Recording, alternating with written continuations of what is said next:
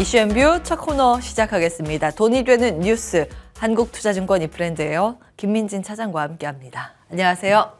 안녕하세요. 네, 시장 답보 상태. 네. 상승세를 시연하고 있긴 하지만 사실은 실질적으로 이럴 때 순환매가 너무 빠르게 돌아서 중심 잡기가 쉽지는 않은데 시장에 네. 대한 평가는 어떠세요? 우선 지수 기준으로 봤을 때는 대략 한 일주일, 지난주부터는 거의 횡보 흐름입니다. 올라가는 듯 하지만은 다음날 빠지고. 맞아요. 그래서 사실상 이제 코스피 지수 기준으로는 2,500선에 대한 저항대 부담감이 있는 것 같고요. 코스닥 같은 경우는 810선 정도에 놓여져 있는 저항대 구간에서 계속적으로 이제 횡보세 흐름을 보여주고 있는데요. 그나마 이제 오늘 같은 경우는 시장 주도주권역 위주로 강세 흐름을 보이고 있는 상황입니다. 반도체 같은 경우는 최근에 그나마 시장의 버팀목이었다라고 한다면은 오늘은 2차전지 관련주들이 생각보다 양호한 모습을 보여주고 있는 상황이고, 거기에 더해서 이제 몇몇 가지 이슈가 곁들여지면서 로봇 관련주라든지 아니면은 몇몇 바이오 종목군들이 강세 흐름을 보이면서 코스닥 지수의 상승을 이끌고 있는 상황인데요. 최근 시장의 흐름을 살펴보게 되면은 시스템 반도체라든지 자율주행, 거기에 더해서 반도체 IP나 이러한 여러 가지 반도체 내에서의 섹터 내의 이동이라든지 아니면은 로봇과 같은 성장주들의 흐름, 이러한 부분들이 여전히 시장에 유효하다라는 측면에서 봤을 때는 종목별 대응 전략을 굉장히 빠르게 가져가거나 아니면은 중기적으로 봤을 때는 조금은 저평가되어 있는 종목군들에 대한 바텀 피싱 전략이 유효한 구간이 아닐까, 이렇게 판단을 해봐야 될 것 같습니다. 예, 많이 빠져있는 종목의 자율 반등, 그 패턴입니다. 그 바텀 픽싱에서 수익내기 유리한 섹터라고 하면 어디가 될까요? 사실 여기서 얘기하는 바텀 피싱 전략은 절대적으로 주가가 낮아져 있는 종목도 하나 있을 것 같아요. 네. 대표적으로 네이버나 카카오 같은 기업들은 아직까지 주가가 많이 못 올라온 상황이죠. 네. 하지만은 이제 밸류에이션 기준으로 봤을 때 밸류에이션 부담이 옅어진 기업들도 분명히 있을 겁니다. 뭘까요? 자동차? 그런 것들이 이제 자동차도 마찬가지고요. 예. LS 일렉트릭과 같은 기업들도 지난 3분기 실적 부진과 함께 주가가 많이 빠졌는데 예. 결국은 이제 다른 기업들보다는 밸류에이션 매력도가 생겼다는 측면, 이러한 측면에서 아직까지 이제 매매할 종목군들은 분명히 남아있다, 이렇게 판단을 하고 있어요. 네, LS 일렉트릭이라는 힌트 일단 건지고 2차 전지 들어가겠습니다. KB증권에서는 2차 전지 수요 둔화는 단기 성장통이다. KB증권뿐만이 아니라 요즘 몇몇 증권사에서 2차 전지 쪽에 대해서 긍정평가를 내더라고요. 내년 영업이익 39% 증가 전망 지금 나와 있고요. 이 추정치입니다. 수요 전망인데 사실은 이제 수요가 그동안 좀 생각보다 덜 는다 해서 네. 성장은 성장인데 둔화된 성장이다, 이런 이제 우려감 때문에 관련 기업들의 주가 조정이 좀 있었던 건데 다시 한번 성장에 주목을 한다면 어떻게 보시는지 다음 네. 보겠습니다. 해주세요. 사실 이제 2차전지주들 같은 경우는 여러 차례 말씀을 드렸지만은 예. 성장을 안 하는 거 아니다, 이런 말씀을 드렸죠. 네, 결국 성장은 이제 성장인데 그렇죠. 성장의 각도가. 그렇죠. 그리고 네. 이제 Q의 성장을 고려해 봤을 때 올해 부진하다라기보다는 올해 이제 부진한 영업이익 성과 흐름을 봤을 때 내년도는 이익 성장률 기준으로 봤을 때는 사실은 괜찮을 거다라는 말씀을 많이 드렸던 것 같습니다. 네. 근데 이제 문제는 뭐냐면은 절대적으로 높아진 밸류에이션, 그리고 두 번째는 전방 산업에 대한 하향이 계속될 것이다라는 우려감, 이 두 가지일 것 같은데요. 첫 번째 이슈는 주가가 빠지면 해소가 됩니다. 네. 밸류에이션 부담은요. 두 번째 OEM 쪽의 이제 수요 부담은 결국은 이제 지금 재고라든지 아니면은 OEM 업체들의 생산 계획, 이러한 부분들이 조금 어그러지면서 나타나고 있는데요. 이러한 부분들도 시간이 지나면은 점차 확정이 될 겁니다. 그러니까 말 그대로 갈 것인지 아니면은 다시 생산 계획을 늘릴 것인지, 그리고 제품가가 지금 떨어지고 있기 때문에 글로벌 OEM 업체들의 입장에서는 배터리를 안 사는 게 낫습니다. 그래요? 그렇죠. 왜냐면은 가격이 더 하락할 것이다라고 생각을 하면은 좀 가지고 있는 있다가. 재고 쓰는. 그렇군요. 그리고 예. 재고를 최대한 적게 놔두고 있는 것이 훨씬 더 유리한 전략입니다. 그렇군요. 근데 이거 우리가 들어본 것 같죠? 반도체에서 똑같이 들어본 것 같습니다. 작년도에 예. 세트의 수요가 크게 작년 말부터 맞아요. 부진한, 부진해졌죠. 그죠? 그런 모습을 보이면서 플랫폼 기업이라든지 아니면 휴대폰 만드는 기업들, 세트 업체들이 어떠한 전략을 취했느냐? 안 사고 있었다는 거죠. 왜냐하면 가격이 뚝뚝 떨어지다 보니까. 맞아요. 근데 반대로 가격의 저점 확인이 된다라고 한다면은 먼저 사는 사람이 승자가 되는 싸움이 되는 그렇죠. 거고요. 예. 그때는 가격의 반등이 꽤 나타날 것이기 때문에 이러한 부분들에 대한 포인트를 좀 잡아가는 것이 2차전지 섹터에는 가장 중요하다고 판단을 하고 있습니다. 그러면 조금 더 지켜봐야겠네요. 매수를 만약에 고려를 하고 계신 분이라면. 우리가 이런 얘기를 했었죠. 작년에 이제 반도체주 얘기하면서 네. 하반기에 좋아질 겁니까? 연초부터 매수해야 돼. 이런 얘기를 많이 했었단 말이죠. 미리, 예. 그런데 반도체 업종군들의 실제 저점은 사실은 2분기 말이 아니라 3분기 올해 후반? 그렇죠. 후반 정도. 3분기 예. 정도. 그리고 이제 범용 반도체까지는 아무래도 이제 4분기부터 그러한 모습을 맞아요. 보이게 될 것 같습니다. 네. 그러면은 이제 일반적으로 6개월 전부터 주가가 움직이기 움직이죠. 시작을 한다라는 거죠. 아, 그러면은 예. 2차전지 섹터도 좋아지고 사면은 늦는다라는 늦죠. 측면에서 봤을 때 우리가 저점을 찍고 좋아질 시기가 언제인지에 대한 판단이 첫 번째 필요할 것 같고요. 예. 그 판단보다는 적어도 한 6개월, 적어도는 한 3개월, 그리고 예. 조금 빠르면 한 6개월 정도 전에는 예. 관심을 가져야 된다 이렇게 판단을 하고 있습니다. 그렇군요. 맞습니다. 반도체 저점 잡은 건 올해 여름 지나서 가을 뭐 이 무렵인데 네. 주가의 차트를 놓고 보시면 삼성전자 기준으로 저가는 작년 10월 정도였습니다. 네. 딱 10월부터 방향을 틀어서 위쪽으로 바꿨는데 시장은 한 6개월 정도 먼저 움직인다라는 것을 고려했을 때 그래서 요즘 2차전지 다시 보자라는 그 레포트가 많이 그렇죠. 나오는 모양이에요. 네. 지역별로 전기차 침투율 전망인데 알고 계실 겁니다. 지금 이제 내연 기관차에서 전기차로 패러다임이 전환되는 국면이기 때문에 앞으로의 침투율이 증가할 것이라는 건 다 알고 있는 부분이고 그런데 이것을 언제 미리 좀 당겨서 주가를 반영시켰는가 주가 레벨은 다시 지금 조정을 받고 있는데 어느 정도 수준에서 다시 이 기대감을 반영시킬 수 있을까에 대한 이제 그 계산기를 두드리는 그런 네. 과정입니다. 다음 보겠습니다. 자, 그러면 지금부터 서서히 2차 전지를 접근을 한다면 어느 부분에 더 초점을 맞춰야 되는 거예요? 셀기업, 소재, 뭐 부품, 재료 뭐 여러 가지가 있을 텐데. 뭐 지금 이제 증권사들의 공통된 의견 같은 경우는 아직까지는 셀 기업이라고 판단을 하는 것 같은데요. 예. 이유는 이제 경기 하강 국면 그리고 이제 산업에 우려가 있는 국면에서는 아무래도 큰 기업이 조금 더 유리할 수가 있습니다. 그러다 보니까 제가 보기에는 LG에너지솔루션이라든지 삼성 SDI와 같은 셀 기업 쪽에 조금 더 포커스를 맞추는 것 같고요. 셀 중에서 탑은요? 지금 이제 오늘 저희가 살펴본 KB증권 같은 경우는 사실 삼성 SDI를 탑픽으로 봤어요. 삼성, KB증권의 예. 리포트는. 이유는 제가 보기에는 밸류에이션인 것 같습니다.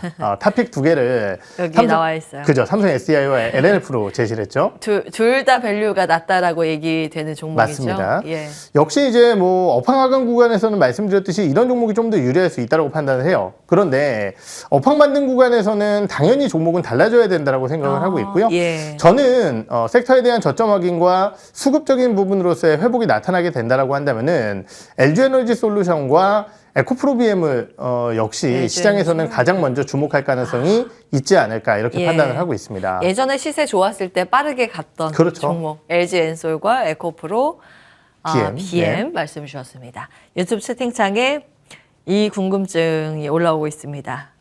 뭘까요? 그럼 언제 좋아요? 아니요. 아닌가요? 다른 종목. 에코프로 머티리얼즈. 에코프로 어떻게 신규 상장 종목. 사실은 이 에코프로 머티리얼즈는 2차 전지 섹터로 분류하는 것보다 하반기 신규 상장주로 네. 보는 게 조금 더 맞을 것 같긴 한데 이제 많은 분들이 주목을 하시기 때문에 그리고 어제 개인 수급 순매수 1위 종목이기도 네. 해서 체크 부탁드리겠습니다. 에코프로머티 같은 경우는 아침에 예. 이제 저도 다른 방송에서 이제 얘기를 하고 나왔는데 그러셨어요. 예. 별로 좋은 얘기는 안 했습니다. 왜요? 그러니까 회사가 나쁘다라는 뭐 좋고 나쁘다 이런 것들을 떠나서 지금 단기적으로 주가가 굉장히 빠르게 올라왔다라는 거죠. 예. 그러면은 이 상승의 동력이라는 게 무엇일까를 한번 고민을 해보면은요. 우리가 이제 2차전지 관련주들이 모두 다 올라오는 상황 속에서 에코프로머티리얼즈 같은 경우도 사실은 좋은 밸류에이션을 받아서 올라가게 된다라고 한다면은 이해를 할 수 있겠어요. 그런데 지금 에코프로머티가 올라오기 시작했었던 시점을 살펴보게 되면 결국 2차전지 관련주들이 그렇게 좋지 못한 시점이었거든요. 예. 그렇다라고 한다면 결국 이 주가의 상승 이면에는 첫 번째, 공모가가 생각보다는 시장 대비해서 훨씬 부진했다는 이슈가 첫 번째 있을 것 같고요. 두 번째는 그러다 보니까 과거 2차 전지, 에코프로라든지 이런 쪽으로 크게 수익을 냈었던 투자자들이 에코프로 머티 쪽으로 대규모 이동을 했을 가능성도 배제할 수 없다라고 생각을 합니다. 예. 그렇다라고 한다면은 결국은 이 에코프로 머티라는 기업 자체가 아까 말씀드렸던 뭔가의 배터리 관련된 굉장히 좋은 이슈 때문에 올라왔다라기보다는 네. 낮은 주가 그리고 수급적인 부분으로서의 쏠림 현상 때문에 올라왔다라고 한다면은 다른 2차 전지 관련주들이 과연 반응을 할 때에 에코프로머티 쪽에 오히려 수급이 같이 들어갈 수 있을까?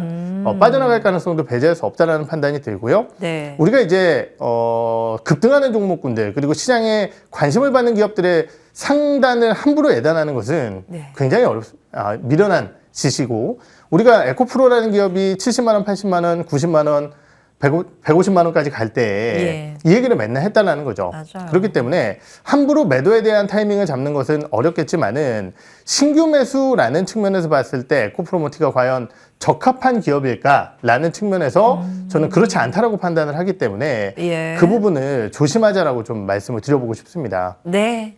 네, 주가 앞으로 갈 수 있을까 없을까의 관점은 아니라는 점 네. 다시 한번 정리해 드리고요. 에코프로 머티리얼즈에 대해서 우리가 어떤 관점으로 그 종목을 봐야 하는지에 대해서 이제 조언을 조금 해주셨습니다. 2차 전지까지. 다음 볼까요?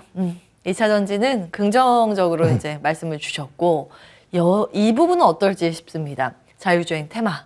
자율주행 테마가 한 요 일주일간 흐름이 좋죠. 이제 삼성 쪽의 그룹에서도 네. 미래사업기획단 1,600조 자율주행차 부품에 승부수를 걸고 있다. 뭐 인사 이동이나 여러 가지 정황상 이제 앞으로 더 이쪽에 주목할 개연성이 높다고 보도는 되고 있습니다. 이건 이제 디스플레이고요. 사실은 지금 움직이는 게 디스플레이 쪽이 아니라 다음 보겠습니다. 자율주행 시스템 반도체 쪽이 먼저 움직이고 팹리스 쪽이 좀 강하죠. 자율주행 테마에 대해서는 어떤 관점으로 보고 계세요? 사실 자율주행 테마 같은 경우 2차 전지 그리고 전기차 관련주들의 조정 흐름과 함께 같이 조금은 흔들리는 맞아요. 모습을 보였었습니다. 근데 이제 지난주 금요일 날 굉장히 재밌는 보고서가 하나 나왔었는데요. 어떤가요? 매주 금요일 날 이제 모 증권사에서 테마 캘린더라는 주간 테마 캘린더라는 리포트를 발간을 하는데 어디예요? 하나? 네? 하나? 삼성증권입니다. 삼성증권이요. 예. 그런데 이제 거기서 이런 얘기를 했어요. 이번 주 주요 이슈 중에 목요일 사이버트럭 출시 그리고 FSD 맞아요. 이 부분 예. 때문에 우리가 반도체 쪽에서 여러 종목군들이 이제 움직였는데 그 중에서 아까 얘기했던 자율주행과 전장향 반도체 쪽으로의 테마의 이전 가능성을 우리가 배제할 수 없다 이런 얘기를 했거든요. 네. 지난주 월요일부터였던 걸로 제가 기억을 하는데요. 칩셋 미디어를 포함한 이 비디오 IP 관련된 기업들의 주가가 급등을 하기 시작을 했었고요. 네.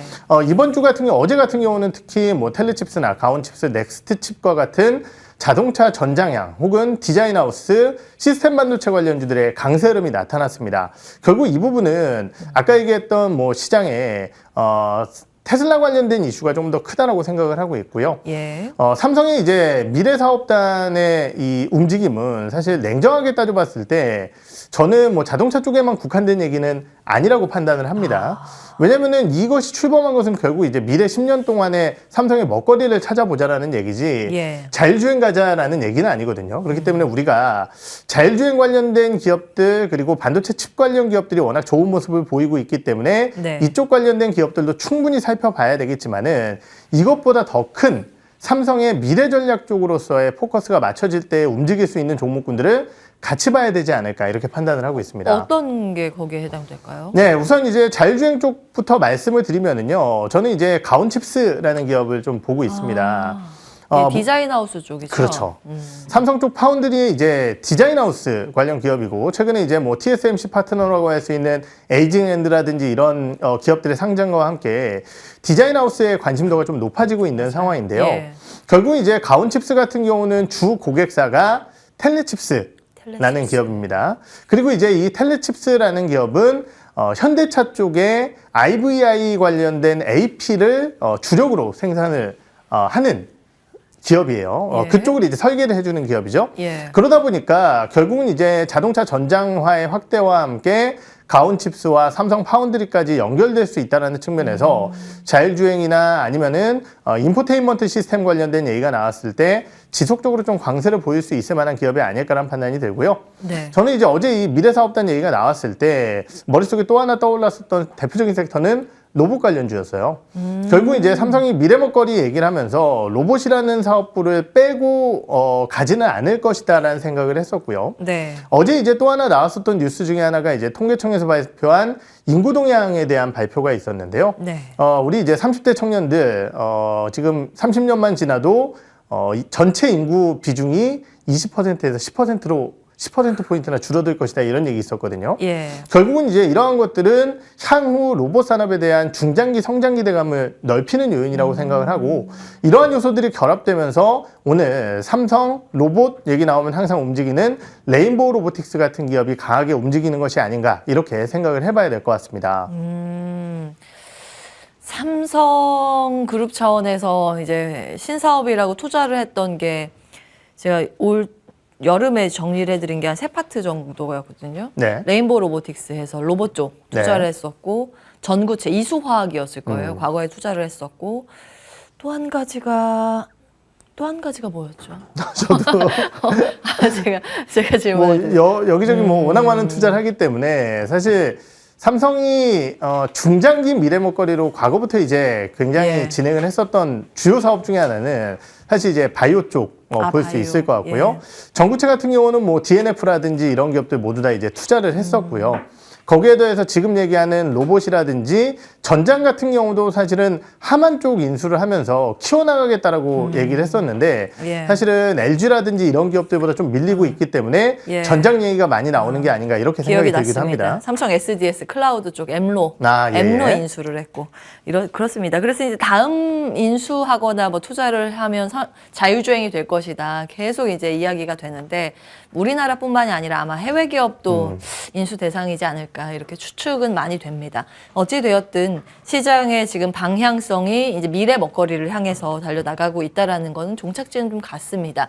자, 그래서 여기에서 이제 엿볼 수 있을 만한 지금 투자 가능한 탑픽 한 종목만 고른다면 어떤 걸 꼽으시겠어요? 네, 사실 아까 이제 자율주행 뭐 그리고 디자인하우스 쪽에서 가온칩스 말씀을 맞아요. 드렸는데 주가가 너무 많이 올라와 있어서 미리 올랐죠. 그렇죠. 텔레칩스 쪽에 하는 그 디자인 하우스가 가온칩스라고 하셨는데 텔레칩스가 구체적으로 하는 게 오디오나 이런 거 그렇죠. 연결하는 반도체 그 시스템. 예. IVI 쪽 AP를 담당을 하고 있고요. 그 외에 사실은 지금 진행하고 있는 쪽 같은 경우는 뭐 자율주행이라든지 이런 쪽에 대한 전략 자체도 확대를 시켜나가려고 하고 있는 구간인데 아직 매출은 일어나진 않죠. 그렇죠. 이 회사의 매출액 예. 구조에서 절대적인 것은 아까 말씀드렸던 IVI 시스템입니다. 예, 그렇기 그 때문에 인포테인먼트 쪽이. 그렇죠. 예. 지금 이제 현대차 기준으로 봤을 때는 제네시스 라인업을 제외하고는 전 차종의 이제 동사의 라인업 제품이 들어간다라고 보시면 될 것 같고요. 예.